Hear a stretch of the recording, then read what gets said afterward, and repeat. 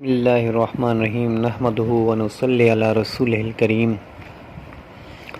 دوستو بزرگوں، جیسے ہم پیچھے درس میں سنتے آ رہے ہیں کہ نبی پاک صلی اللہ علیہ وسلم کو اللہ پاک جل شانہ نے صلح حدیبیہ میں فتح مبین کا ایک بڑا کھلا اعلان کیا تھا قرآن میں۔ اس کے بعد نبی پاک صلی اللہ علیہ وسلم نے جیسے ہرقل کے پاس آپ صلی اللہ علیہ وسلم نے اپنا وفد بھیجا، خط بھیجا، اسی طرح حضرت عمر بن عاص رضی اللہ تعالیٰ عنہ کو آپ نے یمن بھیجا، کسی کو آپ نے بحرین بھیجا، کسی کو آپ نے نجاشی کے پاس بھیجا، کسی کو آپ نے بادان کے پاس بھیجا، کسی کو آپ نے ابی شمبر کے پاس بھیجا، کسی کو آپ نے سید غسان کے پاس بھیجا، کسی کو آپ نے کسرا روم، کسرا فارس کے پاس آپ نے خط دے کر بھیجا۔ جب کسرا فارس کے پاس خط آیا تو اس بدبخت نے اس خط میں لکھا ہوا تھا کہ محمد صلی اللہ علیہ وسلم اور کسرا کے لیے خط۔ اس نے پہلے میرا نام کیوں لکھا، میں یہ خط نہیں پڑھوں گا۔ اس نے کیا کہ خط کو پھاڑ دیا، اور خط کو پھاڑ دیا۔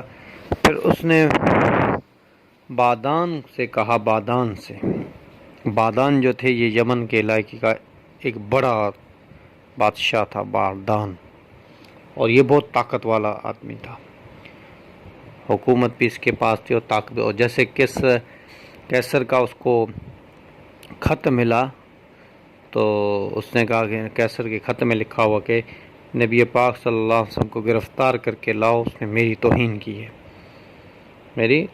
کی ہے، تو انہوں نے کہا کہ ٹھیک ہے، میں ابھی بھیجتا ہوں۔ اس نے کہا کہ ابھی مدینے پر کیا حملہ کریں، کیوں ایک آدمی کو گرفتار کرنے کے لیے ہم مدینے پہ حملہ کیا؟ 2 آدمی بھیجے، انہوں نے کہا جاؤ محمد صلی اللہ علیہ وسلم کو لے کے آؤ ادھر، اس کو بولو بادان کے ہم آدمی ہیں اور کسرا نے تمہیں کہا کہ پیش ہو۔ تو 2 آدمی آئے مدینے میں نبی پاک صلی اللہ علیہ وسلم کے پاس، تو نبی پاک صلی اللہ علیہ وسلم کو کہا یہ ایسے، تو حضور اکرم صلی اللہ علیہ وسلم نے فرمایا ان کو کہ میں تمہیں کل بتاؤں گا۔ دوسرا دن ہوا، پھر انہوں نے کہا کہ چلو ہمارے ساتھ چلو، اگر آپ ایسے نہیں چلو گے تو ہم زبردستی کریں گے، یا پھر ہمارے قبیلے والے آئیں گے آپ پہ حملہ کریں گے، بادان آپ پہ لوگ بھیجے گا۔ اور دیکھو جاؤ، نبی پاک صلی اللہ علیہ وسلم نے فرمایا کہ جاؤ تم بادان کو جا کے کہو کہ اس زمانے میں کسرا اپنے آپ کو رب کہلاتا تھا۔ رب کا معنی کیا ہے؟ پالنے والا، میں ہوں پالنے والا۔ تو کسرا بھی رب کہلاتا، انا ربکم الاعلی، جیسے فرعون کہلاتا تھا ویسے ہی کسرا بھی اپنے آپ کو رب کہلاتا تھا۔ تو حضور اکرم صلی اللہ علیہ وسلم نے فرمایا، آپ نے فرمایا میرے رب نے، انا ربی قتل، میرے رب نے تمہارے رب کو قتل کر دیا۔ اس نے کہا یہ کیسے ہو گیا؟ آپ نے فرمایا وہ تو مر گیا، میں اب کس کے پاس چلوں؟ اس نے کہا نہیں ایسا نہیں ہو سکتا۔ انہوں نے کہا ہاں جاؤ اپنے بادان سے جا کے پوچھو۔ تو پھر وہ وہاں سے آیا، سیدھا چلتے بادان کے پاس ہے۔ بادان کو کہا بادان ہم وہاں پہ گئے تو انہوں نے ایسا کہا۔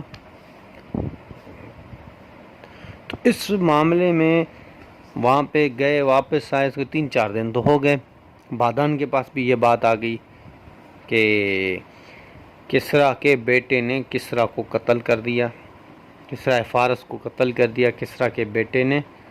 اور اس نے کہا کہ ہم پر جو ہمارے قریب جو ہے علاقہ وہ ہے کسرا، اور کسرا کے ہم بہت نزدیک ہیں، اور ہمیں اور کسرا جو فارس ہے اس میں بات جو پھیلی ہے وہ بھی 2-3 دن کے بعد پھیلی۔ اس نے اسی رات کو کیسے بتا دیا محمد نے صلی اللہ علیہ وسلم، اس رات کو بعد؟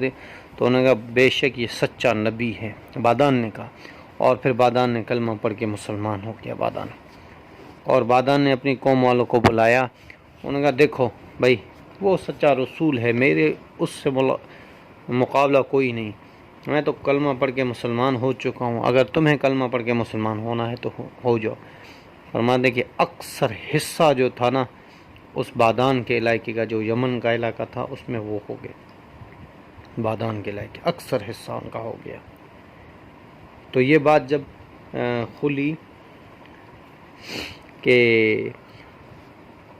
نجاشی جو ہے وہ مسلمان ہو گیا، وہ بادشاہ تھا، ہرقل جو ہے وہ مسلمان نہیں ہوا تھا، پر ہرقل نے ایسے لفظ کہے جس سے مطلب مسلمانوں پر، جس پہ کافر پر رعب پڑ گیا ہرقل کا، تو وہ بھی ان کے دل میں، بحرین کا بادشاہ جو تھا وہ بھی مسلمان ہو گیا۔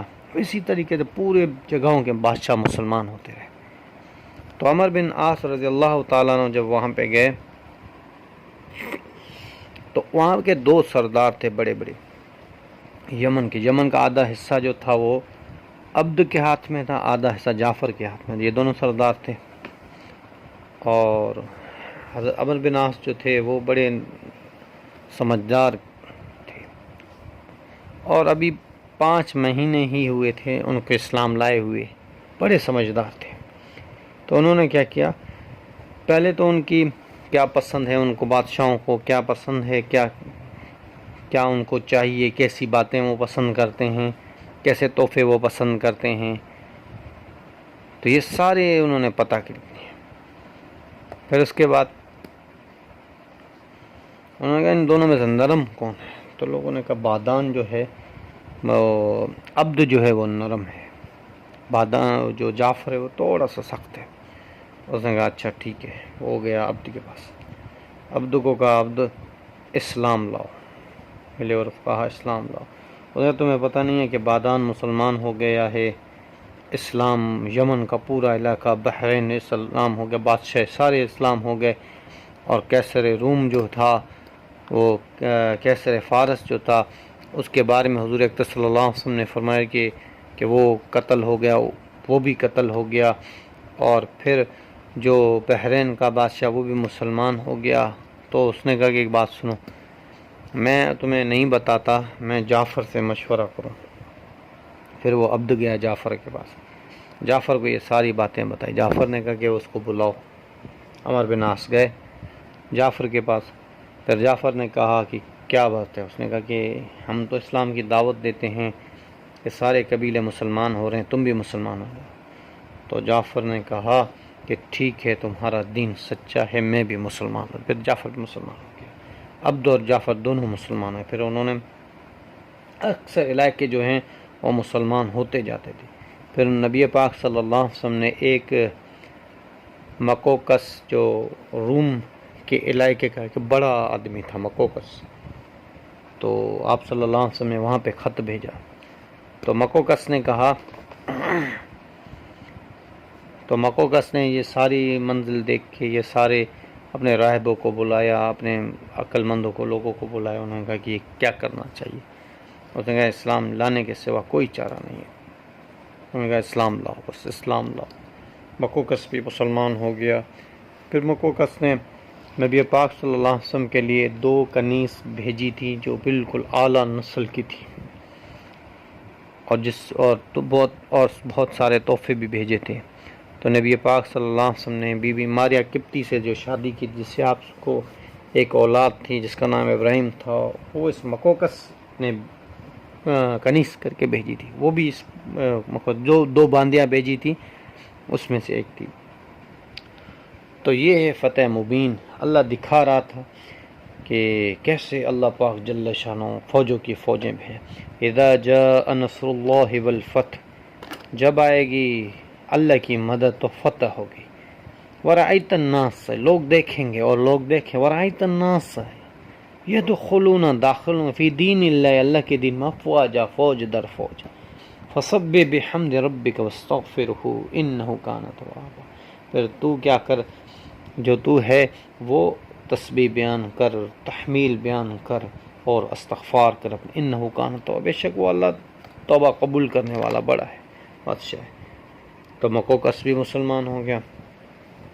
اسی اسنا میں ایک آدمی ہے، اس کا نام ہے بنی غطفان کا جو احمق الاحمق ہے، ہوئی بن حسن، وہ گیا بنی مرہ کیا سردار جو تھا حارث اس کے پاس گیا، اس کو کہا جا کہ یہ بھائی سب مسلمان ہو رہے ہیں، یہ بھی ہو رہا ہے، وہ بھی ہو رہا ہے، وہ بھی ہو رہا ہے، وہ بھی، چلو ہم بھی چل کے مسلمان ہوتے ہیں۔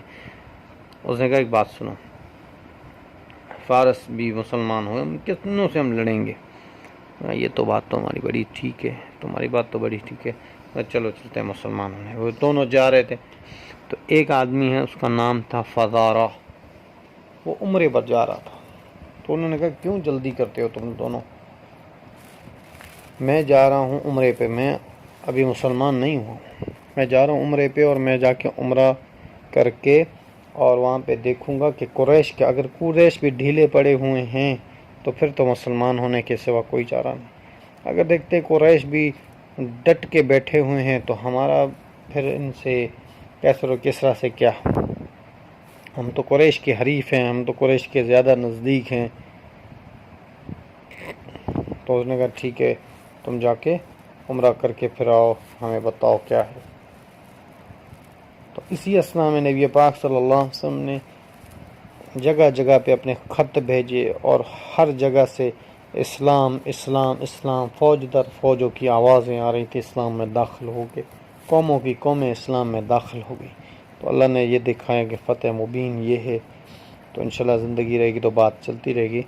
وما علینا الا البلاغ۔